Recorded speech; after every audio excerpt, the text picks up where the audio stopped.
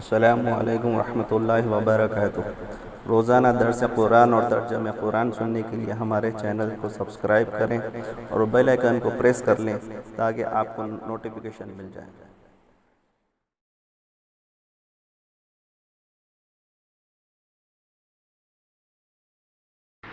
اعوذ باللہ من الشیطان الرجیم، بسم اللہ الرحمن الرحیم۔ وَجَعَلْنَا فِيهَا جَنَّاتٍ مِّن نَّخِيلٍ وَأَعْنَابٍ وَفَجَّرْنَا فِيهَا مِنَ الْعُيُونِ لِيَأْكُلُوا مِن ثَمَرِهِ وَمَا عَمِلَتْهُ أَيْدِيهِمْ أَفَلَا يَشْكُرُونَ سبحان الذي خلق الأزواج كلها مما تنبت الأرض ومن أنفسهم ومما لا يعلمون۔ کل کے درس میں یہ بات عرض کی گئی کہ عربوں کے مزاج کے اعتبار سے ان کے پاس ایسا باغ بہت قیمتی سمجھا جاتا تھا جس کے باغ کے اطراف میں کھجور کے بڑے بڑے اونچے درخت ہوں، درمیان میں بیل بوٹے ہوں اور اس کے ساتھ ساتھ پانی کی نہریں ہوں، تو یہ باغ بڑا عمدہ اور بہت قیمتی سمجھا جاتا تھا۔ اللہ تعالیٰ نے اگلی آیت کے اندر یہ فرمایا کہ یہ چیزیں اللہ نے بنائی ہیں، اس کا سبب کیا ہے، علت کیا ہے، یہ چیزیں اللہ تعالیٰ نے کیوں پیدا فرمائی؟ قرآن کہتا ہے لِيَأْكُلُوا مِن ثَمَرِهِ، تاکہ لوگ اس کے پھلوں کو استعمال کریں۔ لِيَأْكُلُوا مِن ثَمَرِهِ، تاکہ لوگ اس کے پھلوں کو استعمال کریں، حالانکہ ان کے ہاتھوں نے کچھ نہیں کیا۔ وَمَا عَمِلَتْهُ أَيْدِيهِمْ، ان کے ہاتھوں نے کچھ نہیں کیا۔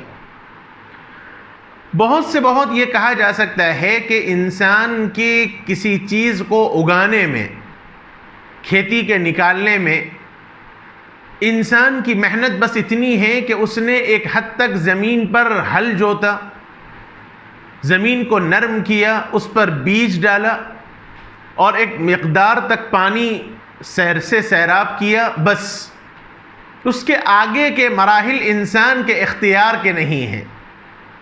اس درخت سے، اس بیج سے بیج کو درخت بنانا اور پہلے کونپل، ایک معمولی سا کونپل نکالنا، پودا نکالنا، پودے کے اوپر پھر پتوں کا آنا، پتوں کے بعد سے پھر اس کے بعد اس کے اوپر دانے کا لگنا، یہ سب مراحل کس نے طے کیے؟ اسی کو قرآن نے کہا کہ ان کے ہاتھوں نے نہیں کیا، اس میں ان کے اپنے اختیار کو دخل نہیں ہے۔ ایک انسان اگر صرف کھانے سے پہلے تھوڑا سا یہ تصور کر لے، مثلا ایک روٹی ہی کو آپ لے لیں، ہم روٹی کا ٹکڑا کھاتے ہیں،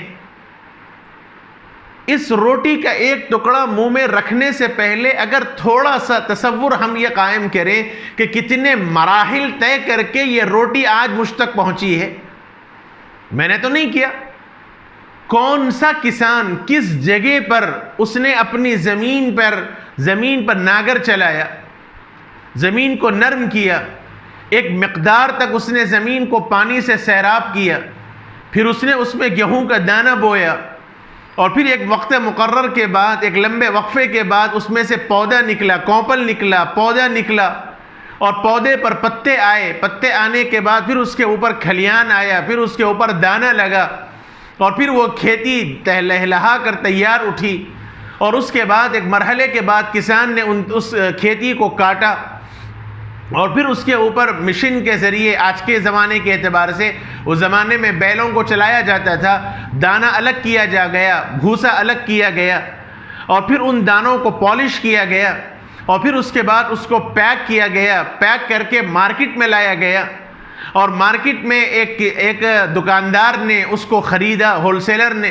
اور پھر اس کو ریٹیل دکاندار نے خریدا، اور میں دکاندار کے پاس سے وہ گیہوں لے کر آیا اور گرنی میں نے اسے پسایا اور وہاں لا کر میں نے گھر میں دیا، گھر والوں نے اس کا آٹا گوندا، آٹا بھگایا، اس کے بعد اس کے پیڑے بنائے، پھر اس کے بعد روٹی بیلی اور پھر اس کے بعد گردے پر بیل کر پھر توے پر اس کو آگ لگائی، سینکا، اور سینکنے کے بعد وہ گرم روٹی اس وقت میرے دسترخوان پر لا کر پیش کیا گیا، تب اس ایک روٹی کے ٹکڑے کو نکال کر میں نے چبایا۔ اللہ اکبر! کتنے مراحل کے ساتھ اللہ رب العزت نے اس ایک روٹی کے ٹکڑے کو میرے منہ تک پہنچایا۔ ایک انسان اگر صرف اسی پر غور کر لے تو وہ یقیناً یہ بات کہنے پر قادر کہہ سکتا ہے کہ میرے مولا، یہ ایک روٹی کا ٹکڑا جو آج تو نے مجھے کھلایا ہے، یا اللہ میں اس پر قادر نہیں تھا کہ میں اس روٹی کے ٹکڑے کو کھا سکتا تھا۔ اسی غذا کو ہم وافر مقدار میں پھینکتے ہیں۔ ایک چاول کو آپ دیکھ لیں، کتنے مراحل کے ساتھ چاول آج ہمارے دسترخوان تک پہنچا۔ یہ سبحان اللہ کی قدرت عظیمہ ہے۔ قرآن مجید نے کہا وَمَا عَمِلَتْهُ أَيْدِيهِمْ، ان کے ہاتھوں نے کچھ کام نہیں کیا، لیکن اللہ نے ان کے پھلوں کو سیراب کیا، ان کو چیزیں عطا فرمائیں۔ یہی حال پھلوں کا ہے۔ مختلف قسم کے پھل اور فروٹ ہم کھاتے ہیں۔ دنیا کے کون سے حصے میں پھل اگتا ہے اور دنیا کے کس حصے میں پھل آتا ہے؟ کبھی میں نے غور کیا کہ میں ایک سیب کھاتا ہوں تو یہ سیب کس مقام سے آیا؟ کتنے مراحل کے ساتھ وہ سیب وہاں سے گزر کر میرے ہاتھ پہ پہنچا؟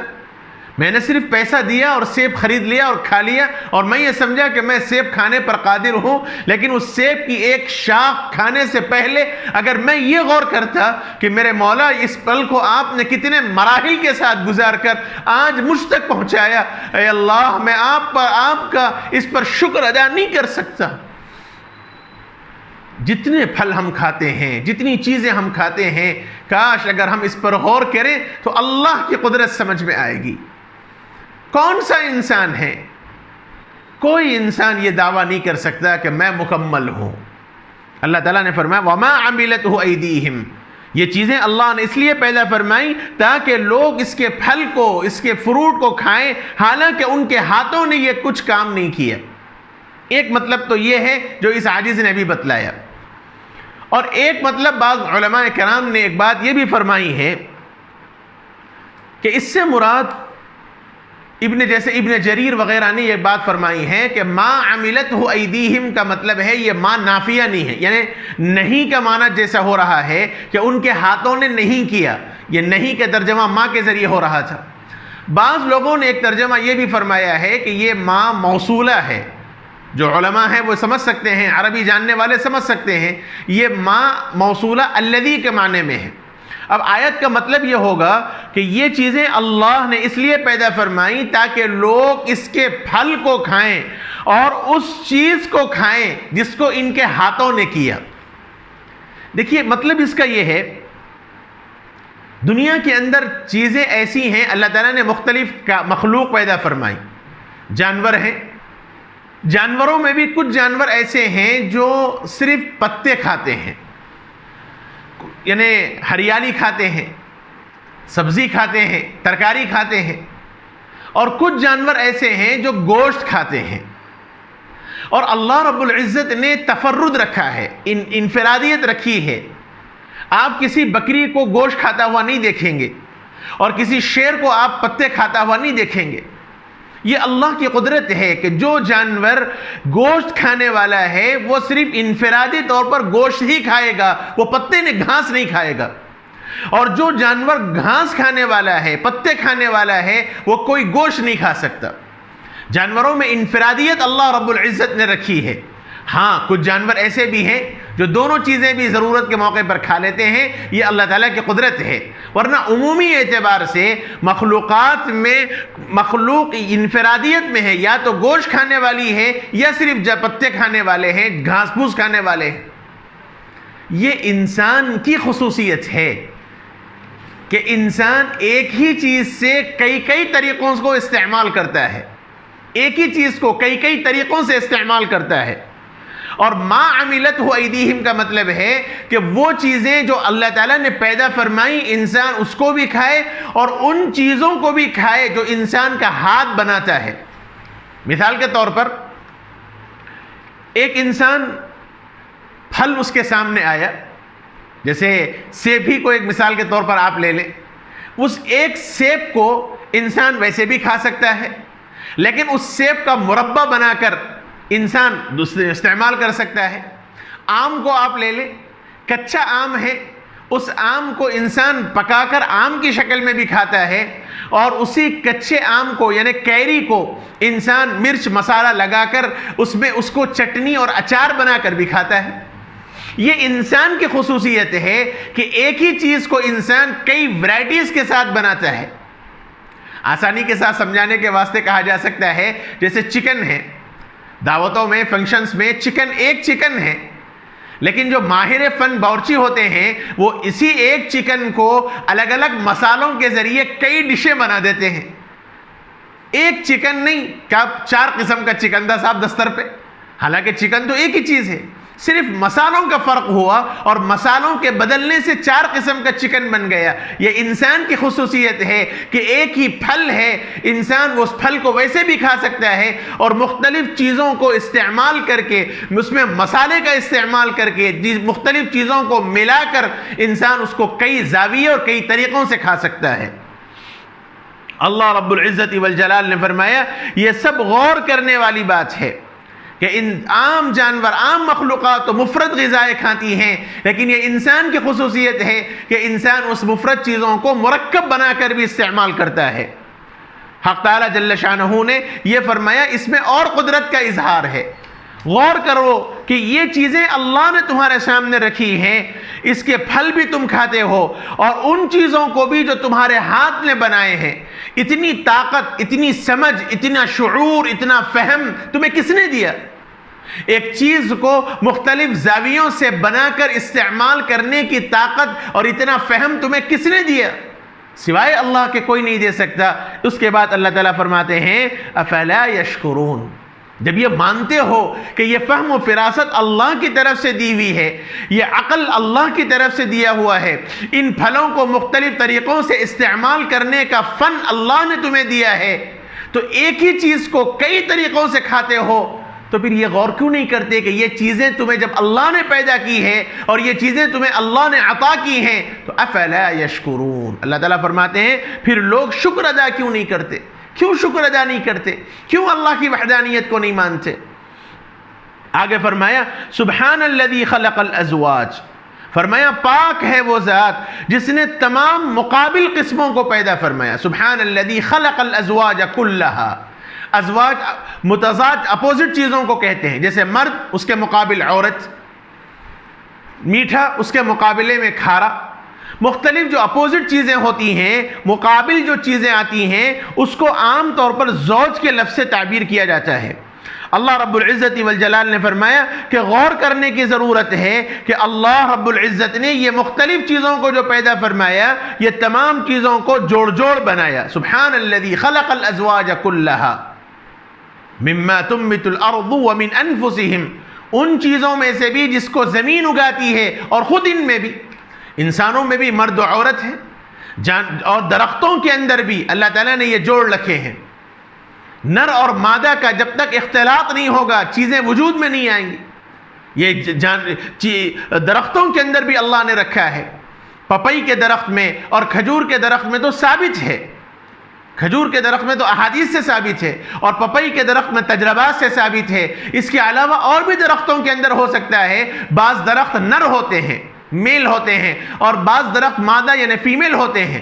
اللہ تعالیٰ نے درختوں کے اندر بھی یہ نظام رکھا ہے، اور ساری کائنات میں اللہ نے یہ نظام رکھا ہے۔ سبحان الذی خلق الازواج کلھا مما تنبت الارض ومن انفسہم، ان چیزوں میں جس کو زمین اگاتی ہے، خود ان انسانوں میں بھی، ومما لا يعلمون، اور ان چیزوں میں سے بھی جس کو عام طور پر انسان نہیں جانتا۔ بہت سی بے شمار مخلوقات ہیں اللہ کی، اس کے علم سوائے اللہ کے کسی کو نہیں ہے۔ ان چیزوں میں بھی اللہ تعالیٰ نے وہ جوڑ جوڑ بنائے۔ انسان کو یہ ترغیب دی کہ غور کیوں نہیں کرتے، فکر کیوں نہیں کرتے، اس سے تم اللہ کی توحید کو سمجھ سکتے ہو۔ یہ تو کھانے پینے کی چیزوں کے ذریعے اللہ تعالیٰ نے توحید کو سمجھایا۔ آگے مزید اور اپنی مخلوقات کے ذریعے اور چیزوں کے ذریعے اللہ نے توحید کو سمجھانے کی کوشش کی، توحید کو سمجھایا ہے، اور انسان کو بتلایا کہ ان چیزوں کے ذریعے انسان ان مخلوقات پہ غور کر کے اللہ کی توحید کو سمجھ سکتا ہے۔ آگے انشاءاللہ مزید چیزیں جو اللہ تعالیٰ کی مخلوقات ہیں جس کے ذریعے توحید کو سمجھنا آسان ہے، اس کا تذکرہ انشاءاللہ کل کی مجلس میں ہوگا۔ وصلی اللہ وسلم وبارک علی نبینا محمد وعلی آلہ وصحبہ اجمعین والحمد للہ رب العالمین۔